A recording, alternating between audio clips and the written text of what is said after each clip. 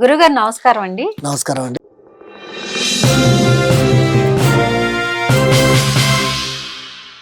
ఇక 8వ సంఖ్య వారికి ఎలా ఉండబోతుంది కొత్త సంవత్సరం? రెమెడీ ఎట్లా ఉండబోతుంది? 8వ సంఖ్యలో జన్మించిన వారు అంటే 8వ తేదీ, తర్వాత 17వ తేదీ, 26వ తేదీ ఈ సంఖ్యలో జన్మించిన వాళ్ళందరూ కూడా 8వ సంఖ్య కిందికి వస్తారండి. మనము చెప్పుకున్నట్టుగా మన 9 గ్రూపుల్లో 8వ గ్రూప్ గురించి ఇప్పుడు మనం చెప్పబోతున్నాము. ఈ 8 సంఖ్యకి అధిపతి ఎవరు అండి అని అంటే శనీశ్వరుడు, శాటర్న్ అంటారు. అయితే శనీశ్వరుడి కారకత్వాలు ఏంటండి అంటే స్ట్రిక్ట్ గా ఉండడము, క్రమశిక్షణగా ముందుకెళ్ళడము, పంక్చువాలిటీని పాటించడము అనేది ఈ శని యొక్క కారకత్వం అన్నమాట. శని ఎప్పుడు కూడా క్రమశిక్షణగా అంటే శివుడు ఆజ్ఞాపించాడు ఈ పని ఈయనకి నువ్వు వెళ్ళి ముట్టుకోవాలంటే ఆయన వెళ్ళి ఖచ్చితంగా ఆయన దయ దాక్షిణ్యాలు ఏమి చూపించాడు, వెళ్ళి ఆయన ముట్టుకుంటాడు. ఆయనకి ఏళ్ళనాటి శని అని అంటారు. ఆ విధంగా శని పని అనేది ఆయన పర్ఫెక్ట్ గా చేస్తాడనమాట. అంటే శనికి 8 సంఖ్యకు సంబంధించిన వాళ్ళకి సంబంధము అంటే శనే ఈయన అని చెప్పడానికి లేదండి, కారకత్వం అనమాట. శనిలో కూడా మంచి కారకత్వాలు ఉంటాయి. మంచి పంక్చువాలిటీ, క్రమశిక్షణ అండ్ ఎప్పుడు కూడా నీతిగా నిజాయితీగా ధర్మంగా నడవడం వీరి పని. ఇప్పుడు మనము హైకోర్టులో జడ్జెస్ చూస్తాం కదండి, జడ్జెస్ అందరు కూడా ఈ శని అనుగ్రహం ఉంటేనే వాళ్ళు నీతి న్యాయం ధర్మంగా ఉంటారన్నమాట. కాబట్టి 1 నుండి 9 నంబర్లు అన్ని కూడా కింగ్ నంబర్సే. ఇప్పుడు నేను శని అని చెప్పా 8 అని కాదు. ఇప్పుడు జడ్జి గారి ఏది ఎగ్జాంపుల్ ఇచ్చాను కదా, జడ్జి గారిని చూసి లీడర్ కూడా భయపడతారా లేదండి. కాబట్టి అన్ని నంబర్లు కూడా అంతే ఇంపార్టెంట్ అన్నమాట. ఇక్కడ ఏ నంబర్ కి కించపరచదు.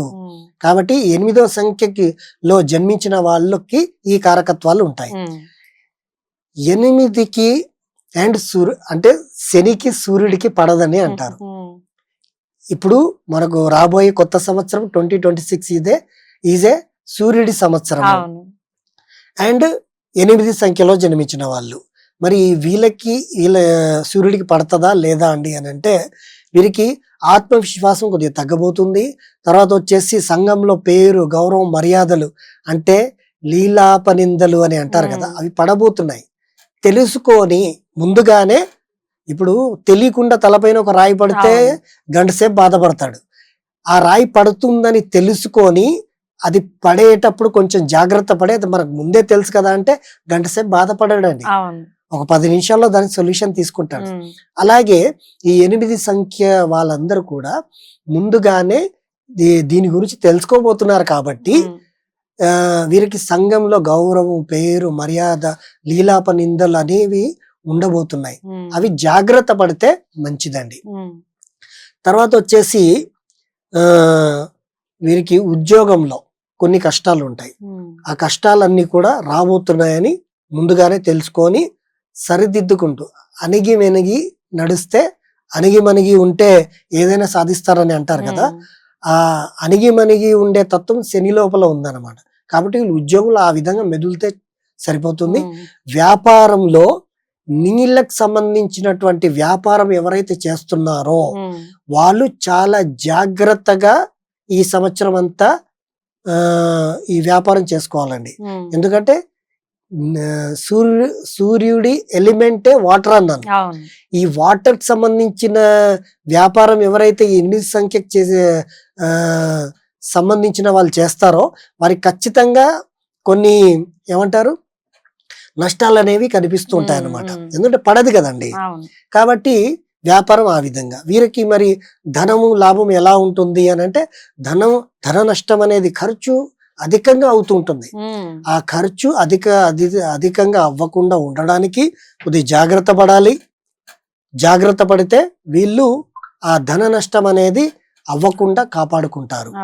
తర్వాత విద్యార్థులకు కూడా ఏంటంటే వీరి గురువులు గాని పెద్దవాళ్ళు గాని వీరిపైన ఆంక్షలు ఎక్కువగా విధిస్తారు.